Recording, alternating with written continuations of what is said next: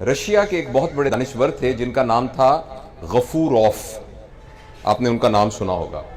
और जब ये रशिया इकट्ठा होता था तो उस ज़माने में भी उनका जो मुल्क था उसका नाम था दागिस्तान। तो दागिस्तान के वो एक मुसलमान रियासत थी।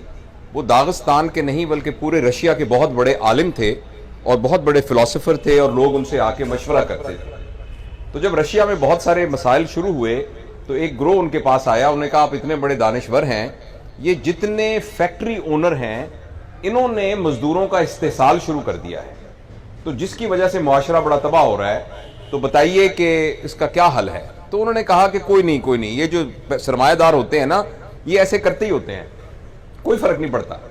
कुछ अरसे के बाद वो फिर आए कि जी ये जो मजदूर हैं इन्होंने अपनी यूनियंस बना ली हैं और ये अब काम नहीं करते और ये जो है बिल्कुल आउट ऑफ कंट्रोल हो गए हैं, तो क्या करें। उन्होंने कहा नहीं फिक्र ना करें, वो गरीब आदमी हैं, वो थोड़ा सा करते हैं, वो अपने हुकूक के लिए सारे शोर मचाते हैं, इससे मुआशरे को कुछ नहीं होता।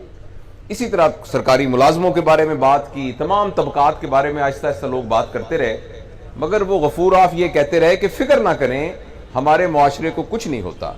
तो कुछ लोगों ने तंग आके एक दिन कहा कि आखिर आप कब ये कहेंगे कि मुआशरा तबाह हो रहा है जब सब लोग तबाह हो रहे हैं। तो उन्होंने कहा कि जब तक एक प्राइमरी स्कूल का टीचर करप्ट नहीं है और जब तक एक उस्ताद ईमानदारी से पढ़ा रहा है उस वक्त मुआशरे को कुछ नहीं होता।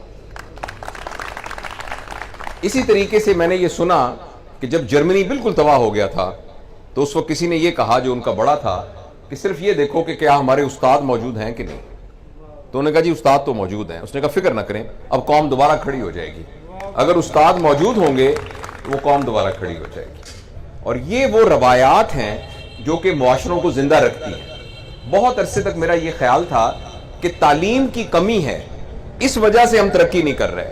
आबादी हमारी इसलिए कंट्रोल नहीं हो रही कि तालीम की कमी है, हमारे यहाँ और तमाम चीज़ें नहीं, साइंस की तरक्की नहीं हो रही, टेक्नोलॉजी की तरक्की नहीं हो रही, हमारे इदारे डेवलप नहीं हो रहे कि हम तालीम याफ्ता नहीं है। मुझे बहुत बाद में ये सब बात समझ में आई कि अगर आप किसी बहुत तालीम याफ्ता शख्स की तरबियत ना करें तो वो मुआशरे का सबसे खतरनाक आदमी है, क्योंकि उसके पास वो सारी स्किल्स मौजूद हैं जिसके जरिए वो मुआशरे को एक्सप्लॉइट कर सकता है और तबाह कर सकता है। तालीम के अलावा जो सबसे अहम चीज़ है वो तरबियत है।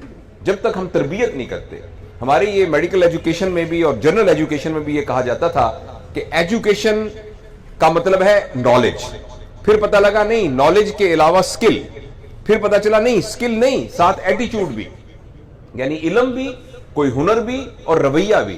लेकिन ये बहुत अभी रिसेंट